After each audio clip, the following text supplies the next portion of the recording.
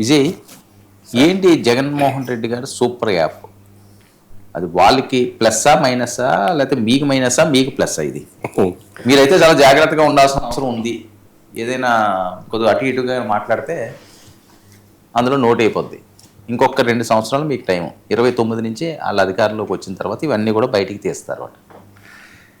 Sir, మీకు తోటి ప్యానలిస్టులకి అట్లాగే ప్రేక్షకులందరూ కూడా నమస్కారం.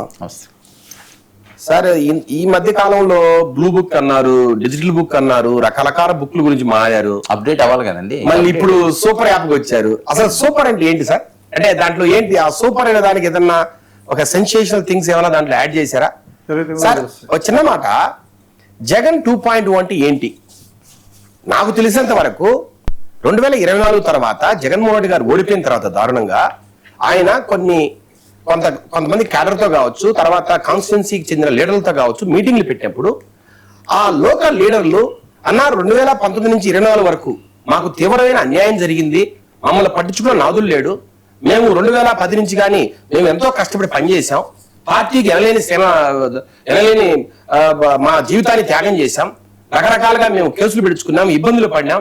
ఈ రోజు 2019 తర్వాత మీరు ముఖ్యమంత్రి అయిన తర్వాత మీరు కేవలం వాలంటీర్లను పెట్టుకొని గ్రౌండ్ లో పూర్తిగా గవర్నమెంట్ ని వాలంటీర్ల ద్వారా ప్రజలకు మీరు ఈ గవర్నమెంట్ ప్రోగ్రామ్స్ అన్ని అందించారు. ఎక్కడా కూడా కార్యకర్తలకు నాయకులు విలువ లేకుండా చేశారు. కనీసం మేము సచివాలయాల పేరుతో లేదంటే ఆర్బీకల పేరుతో వర్కులు చేస్తే కనీసం ఆ బిల్లులు కూడా ఇవ్వలేదు. కనీసం మాకున్న సమస్యలు మీరు పట్టించుకోలేదు. మీరు పరదాల మాటన మీ కార్లు పెట్టుకొని మీరు వెళ్ళారు, లేదంటే హెలికాప్టర్లు వెళ్ళారు తప్పితే ఎక్కడైనా కార్యకర్తలు కనీసం హాయి చెప్పారా? కనీసం ఎక్కడైనా పలకరించారా? ఇంత దారుణమైన పరిస్థితుల్లో మీరు ఏ రకంగా మీరు పరిపాలన చేశారని చాలా మంది నొక్కి మాట్లాడితే అప్పుడు బాధపడి జగన్మోహన్ రెడ్డి గారు, అయ్యా అంత ద్రోహం జరిగిందా మీకు?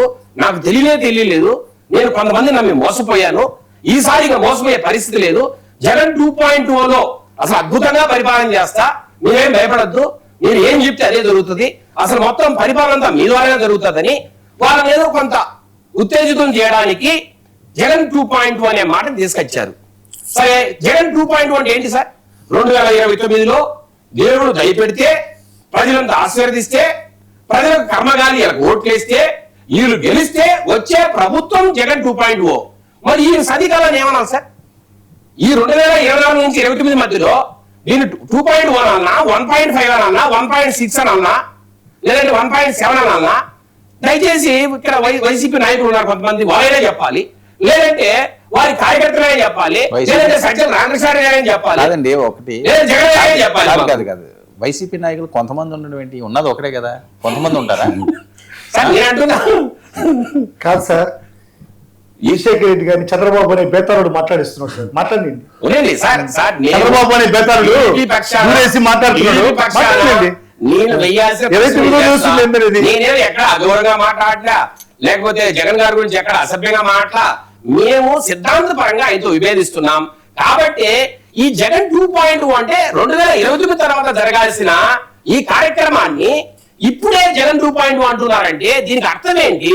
మాకైతే అర్థం కావట్లే.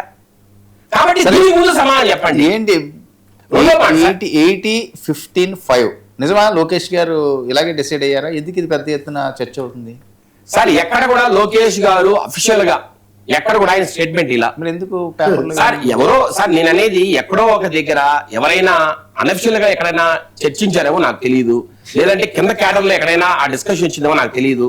ఎవరైనా మాట్లాడినప్పుడు ఆ రకంగా ఏమైనా బయటకి ఏమైనా వచ్చిందేమో, అంటే లోకేష్ గారు మాట్లాడారని చెప్పట్ల నేను, ఎక్కడైనా పార్టీ ఆఫీస్ లో డిస్కషన్ జరిగిందేమో, లేదంటే కొంతమంది నాయకుల మధ్య ఏమైనా డిస్కషన్ జరిగిందేమో, ఇదంతా కూడా అనఫిషియలే. ఎక్కడ కూడా లోకేష్ గారు నాకు తెలిసినంత వరకు ఈ మధ్య కాలంలో ఆయన ఎక్కడ కూడా డిస్ప్యూటెడ్ కామెంట్స్ ఎక్కడా చేయట్లే. ఈ రోజు కూడా ఆయన లోకేష్ గారు ఈ రోజు కూడా పవన్ కళ్యాణ్ గారికి వెళ్ళారు సార్. లోకేష్ గారు ఈ రోజు కూడా పవన్ కళ్యాణ్ గారికి వెళ్ళారు. ఆయన బాగోగులు పరామర్శించారు, ఆయన త్వరగా కోలుకోవాలని ఆకాంక్షించారు. నా పవన్ అన్న, నా కన్నలేని నోటిని తీరుస్తున్న పవన్ అన్న అని ఆయన నొక్కి వక్కానిస్తున్నారు.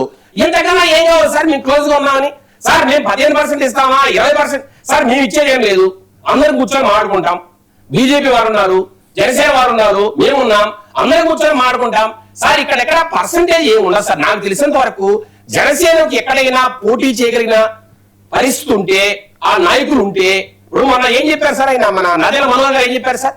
మీరేదో 4 ఫ్లెక్సీలు కట్టిన మాత్రానో జెండాలు కట్టిన మాత్రానో కాదు. అది ప్రజలు మిమ్మల్ని కోరుకోవాలి అవుతున్నది సార్, ప్రజలు మిమ్మల్ని కోరుకోవాలి. అలాంటి వ్యక్తులు ఉంటేనే టికెట్లు ఇస్తాం. మేము 4 ఫ్లెక్సీలు కట్టాం, లేదంటే మేము జెండాలు కట్టాం, మాకు టికెట్లు ఇవ్వాలని కొట్లాడొద్దు. మీరు ప్రజల్లో ఉండాలి, ప్రజలు మిమ్మల్ని కోరుకోవాలి. అంటే సార్, ప్రజలు ఎక్కడైతే జనసేన నాయకుల్ని కోరుతారో మీ అనుమానం ఏంటి? వైసీపీ వాళ్ళు ఏమన్నా చేస్తున్నారనేది సార్, ఇప్పుడు మాకు అగేనెస్ట్ గా కొన్ని టీవీ ఛానల్స్ ఉన్నాయి, లేదంటే కొంతమంది యూట్యూబ్ ఛానల్స్ ఉన్నాయి, రకరకాల వ్యక్తులు మాట్లాడుతున్నారు, కొంతమంది పొలిటికల్ అనలిస్ట్ మాట్లాడుతున్నారు, రకరకాల వ్యక్తులు ఉన్నారు. దీంట్లో ఎవరు ఎక్కడైనా మాట్లాడేదచ్చు. ఎక్కడైనా సార్ ఆయన నోటి నుంచి ఈ మాట వచ్చినట్టు ఎవరైనా చూపిస్తే నేను కూడా సమాధానం చెప్పగలను. సార్ ఇంకొక మాట ఏంటంటే ఆయన మాట అనలేదట, ఎందుకు ఇది ప్రచారం జరుగుతుంది? మీ పాత్ర ఏమన్నా ఉందా సార్? పాపం రాజశేఖర రెడ్డి గారు వచ్చారు. ముందుగా టీవీ 99 టీవీకి, మీకు ప్యానెల్లో ఉన్న పెద్దలకి శుభ సాయంత్రం. ఇప్పుడు ఈయన వచ్చి ఏదో మాట్లాడుతున్నాడు సార్. జగన్మోహన్ రెడ్డి వైఎస్ఆర్ కాంగ్రెస్ పార్టీ 2014 నుంచి 2019 దాకా అవస్థపడిపోయారు. మేమేదో జగన్మోహన్ రెడ్డిని పోయి ఏదో అడుక్కున్నట్టుగా, ఏదో కోరుకున్నట్టుగా. ఎక్కడ కూడా వైఎస్ఆర్ కాంగ్రెస్ పార్టీలో కార్యకర్తలకి ఎక్కడ కూడా మనస్తాపానికి గురి అయ్యేటువంటి పరిస్థితి లేదు. ఒకటైతే మాత్రం జరిగింది. ఏదైతే ఈ తెలుగుదేశం పార్టీ ఈ పచ్చ జోబీలకి ఏ విధంగా దోచిపెడుతుందో ఆ దోచిపెట్టే కార్యక్రమం అయితే జగన్మోహన్ రెడ్డి గారు చేయాల. ఏ డబ్బు అయినా సరే, ఎక్కడైనా సరే వచ్చిన డబ్బుని ప్రజలకి, అర్హత కలిగిన వాళ్ళకి ఇచ్చేటువంటి కార్యక్రమాన్ని డైరెక్ట్ గా ఎక్కడ కూడా లోపభూయిష్టాలు లేకుండా డైరెక్ట్ గా జనాల మీదకి తీసుకెళ్లేటువంటి పరిస్థితి జరిగింది. అదే తెలుగుదేశం పార్టీలో అట్ట కాదు. 100 రూపాయలు చంద్రబాబు నాయుడు రిలీజ్ చేస్తే జనాలు చెప్పేది 5 రూపాయలు, 95 రూపాయలు పచ్చ జోబుల్లోకి వెళ్ళిపోతాయి. అందువల్ల వాళ్ళు హ్యాపీగా ఉంటారు. వాళ్ళతో కంపేర్ చేసుకుంటే అదే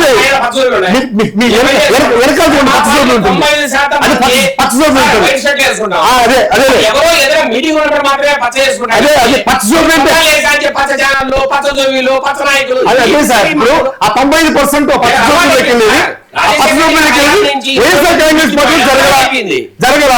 దాంట్లో ఒకరు మనస్తాపానికి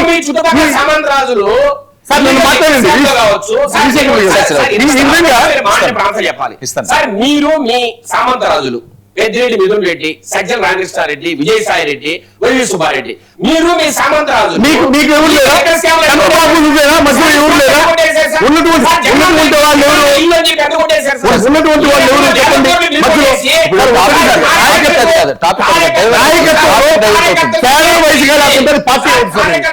చంద్రబాబు తర్వాత కుటుంబ నాయకులు ఎందుకు మీరు వాళ్ళ ఇష్టం, వాళ్ళు ఎన్ని ఇచ్చుకుంటారో, ఎన్ని తీసుకుంటారో, లేకపోతే పోటీ చేస్తారో, ఎవరు పోటీ చేసుకుంటారో మీరు ప్రచారం చేస్తారంటే 80-15